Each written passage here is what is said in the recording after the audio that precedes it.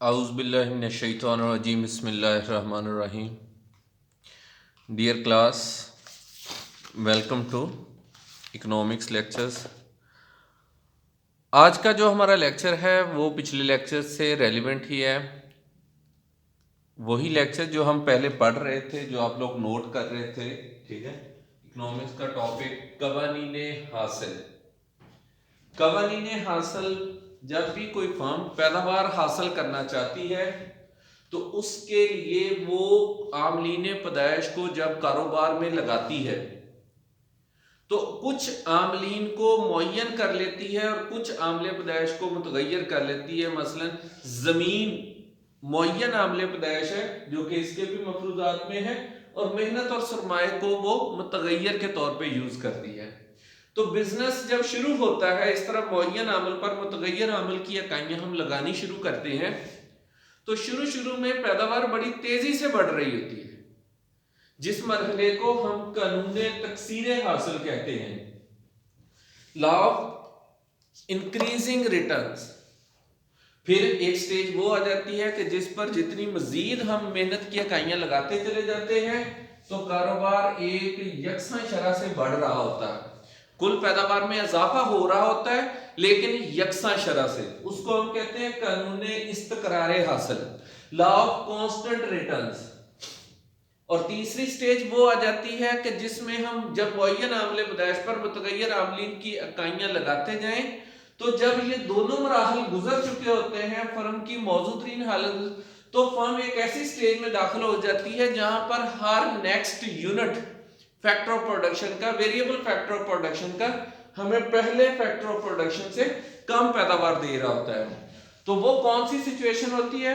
वो ऐसी सिचुएशन होती है जहां पर जो प्रोड्यूसर होता है, जो बिजनेस ऑर्गेनाइजेशन होती है, उसको फैसला करना होता है कि उस आमले पैदाइश को अब रोका जाए, क्योंकि उसकी हर अगली इकाई हमें पहली इकाई से कम पैदावार दे रही होती है। तो इस स्टेज को हम कहते हैं कानून तकलील हासिल, और यही टॉपिक आज हम एक्सप्लेन करेंगे, लॉ ऑफ डायमेंशनिंग रिटर्न्स या लॉ ऑफ डिक्रीजिंग रिटर्न्स इसको हम कहते हैं। तकलील का मतलब गिरना, कम होना, हासिल यानी जैसे जैसे हम बिजनेस में वेरिएबल फैक्टर ऑफ प्रोडक्शन मुतगय्यर आमल की इकाइयां बढ़ाएंगे, कुल पैदावार में इजाफा हो लेकिन गिरती हुई शरह से, यानी मुख्ततम पैदावार भी गिरे, उसको हम कहते हैं कानून तकलील हासिल। तो हमारा आज का टॉपिक स्टार्ट होता है यहां से, कानून तकलील हासिल से। जब भी आप इसको लॉन्ग क्वेश्चन में अटेम्प्ट करेंगे तो इससे पहले लास्ट डेफिनेशन में बताई थी कुल पैदावार की तारीफ, मुख्ततम पैदावार की तारीफ, और कवानीन हासिल होते क्या है, मुअय्यन आमल, मुतगय्यर, ये सारी चीजें थोड़ी थोड़ी एक्सप्लेन करने के बाद फिर आप टॉपिक पे आएंगे कानून तकलील हासिल। यहां पर आ जाएगी इसकी डेफिनेशन। डेफिनेशन आप अपनी बुक के अकॉर्डिंग तैयार कर लेंगे, क्योंकि यहां पे तो बुलेट्स ही बनाई जाती है चीजों की, ताकि प्रेजेंटेशन स्टार्ट आसान हो जाए, समझाना आसान हो जाए। डेफिनेशन इसकी ये होगी कि जब हम कुछ आमलीन को मुअय्यन करते हैं ना, डेफिनेशन में बाद में एक्सप्लेन करता हूं, पहले मफरूजात एक्सप्लेन कर दूं ताकि उसकी बेस पे फिर आपको डेफिनेशन की समझ आएगी।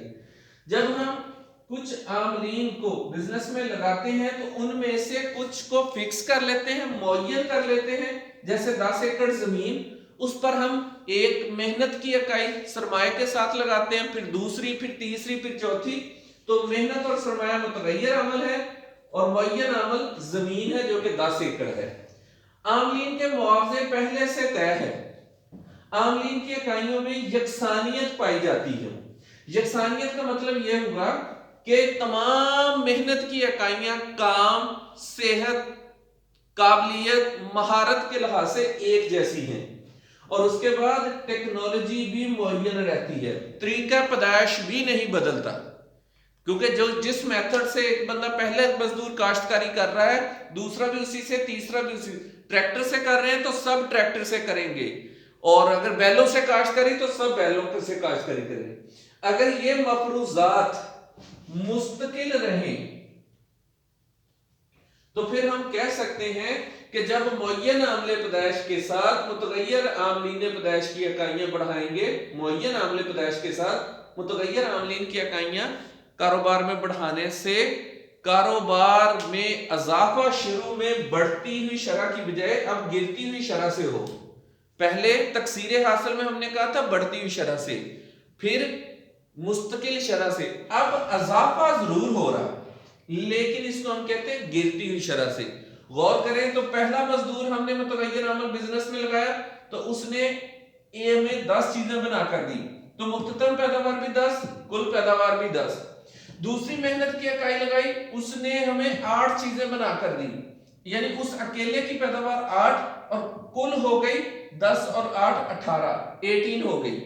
थर्ड लेबर यूनिट लगाया तो उसने मजीद 6 यूनिट प्रोड्यूस किए, तो टोटल हो गए 24, 18 प्लस 6 24, फोर्थ से 28 और फिफ्थ से 30 हो गए। यानी जैसे जैसे हम मुअय्यन आमले पैदाइश पर मुतगय्यर आमलीन की इकाइयां लगातार लगाते चले जाएंगे, मुख्ततम पैदावार गिरती चली जाए, यानी कुल पैदावार में इजाफा गिरती हुई शरह से हो, इसको हम कहेंगे कारोबार कानूने तकलीले हासिल के ताबे होगा। तो तारीफ हमारे पास वाज़ेह हो गई कि जब हम मुअय्यन आमले पैदाइश के साथ मुतगय्यर आमलीन की इकाइयां मेहनत और सरमाए की, ठीक है, मुतगय्यर आमल हम मेहनत और सरमाए की लगाते हैं।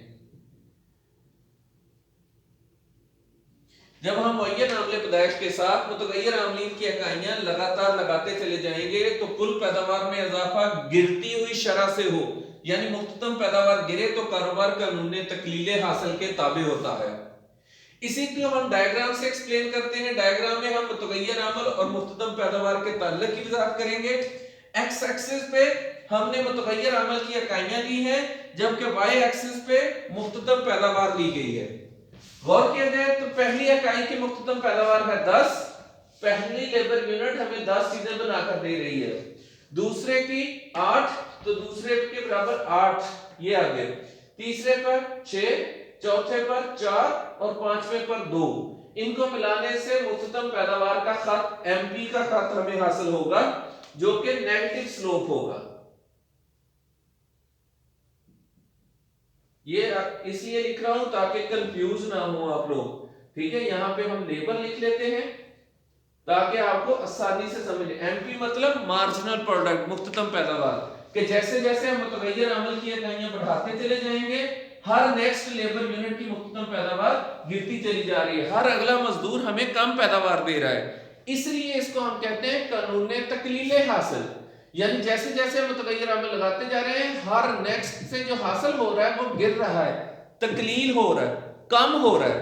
और ये हर बिजनेस यूनिट में, वो बेशक सनत है, बेशक गल्लाबानी है, बेशक ज़राअत है, कोई भी बिजनेस करेंगे ये स्टेज लाजमी है। किसी बिजनेस में ये स्टेज आए ना आए, ये स्टेज आए ना आए, लेकिन ये लाजमी स्टेज है जो हर बिजनेस में आती है। और इसी में फर्म डिसाइड करती है कि उसको कितने मजदूर कारोबार में लगाने हैं और कब रोक देने हैं मजीद लगाने, ताकि उसको लॉस ना हो।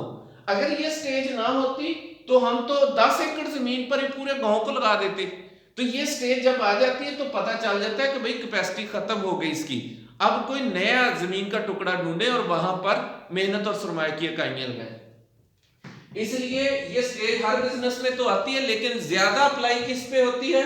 ज्यादातर इसका इतलाक जो होता है ना, वो बेसिकली उन सेक्टर्स पे हो जाता है जहां पर फितरत का अमल दखल ज्यादा है, जहां पर सैलाब, तूफान, आंधी, ये चीजें बहुत ज्यादा इफेक्ट करती हैं, ठीक है। उसके अलावा वो तमाम शोबे जहां पर तखसीस कार का अमल कम होता है,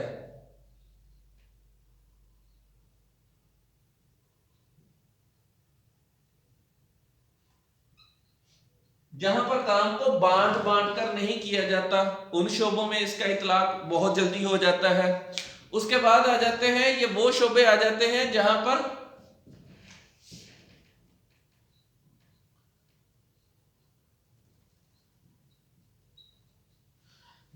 बहुत बड़े रकबे पर हम चीज को काश्त कर रहे होते हैं, जैसे जरी पैदावार वगैरह। तो ये वो तमाम शोबे जिन पर इतलाक इसका बहुत जल्द हो जाता है। तो इस तरह ये हमारे तीनों कवानीन हासिल मुकम्मल होते हैं यहाँ पर। उम्मीद करते हैं कि आपको इनकी अच्छे से समझ आई होगी। अपना ख्याल रखिएगा। अल्लाह हाफिज़।